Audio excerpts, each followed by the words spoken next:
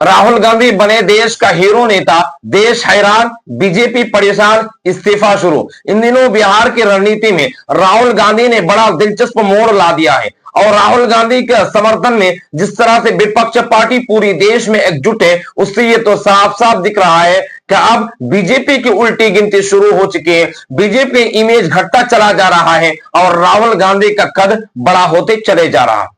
राहुल गांधी पिछले कुछ दिनों से, जब से महाराष्ट्र के चुनाव हुए हैं और जब से लोकसभा का चुनाव खत्म हुआ है, उसके बाद राहुल गांधी के कद दिन ब दिन बढ़ती चली जा रही है।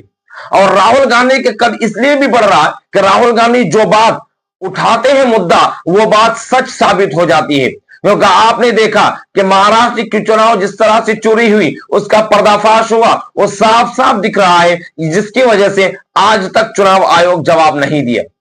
आप देखिए कि राहुल गांधी ने एक और मुद्दा उठाया, जो बिहार में धरना प्रदर्शन हो रहे, उस धरना प्रदर्शन में किस तरह से राहुल गांधी के तमाम विपक्षी पार्टी साथ दिए और सिर्फ विपक्ष पार्टी नहीं बल्कि जनता भी सड़कों पर उतर आए। जनता सड़कों पर उतर करके हर कार्यालय को बंद किया, हर जिले में धरना प्रदर्शन हुई और पटना के एक जनसैलाब उमड़ पड़ा।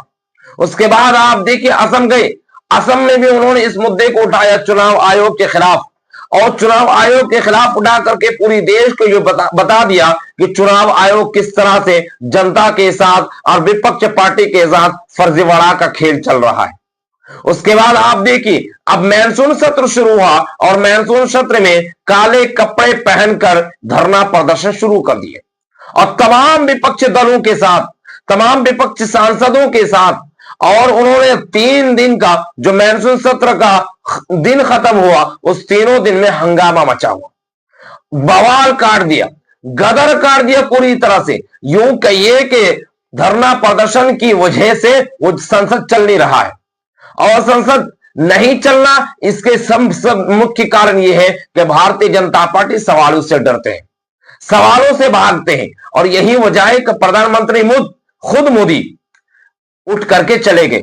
प्रधानमंत्री संसद के सीट से बैठ करके जब सवालों के बौछार होने लगी, जब सवालों की बारिश होने लगी, तो प्रधानमंत्री खुद संसद छोड़कर के बाहर चले गए। और संसद के बाहर आप ये जो तस्वीरें सारी तौर पर देख रहे हैं, ये तस्वीरें ये बयां करती है कि राहुल गांधी पूरी देश के लिए एक हीरो नेता बन गए, पूरी देश के लिए एक मसीहा बन चुके हैं। चाहे वो ओबीसी, ईबीसी, अति पिछड़ा, अल्पसंख्यक, इन सारे लोगों के दिलों में राज करने लगे।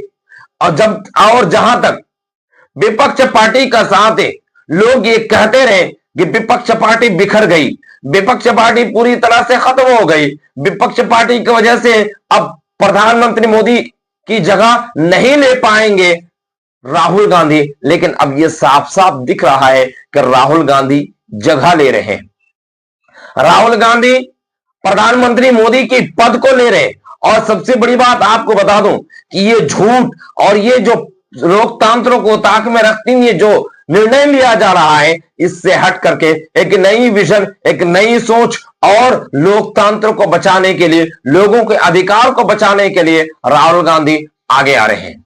और इनका साथ देने के लिए 250 से ज्यादा सांसद राहुल गांधी के साथ में है।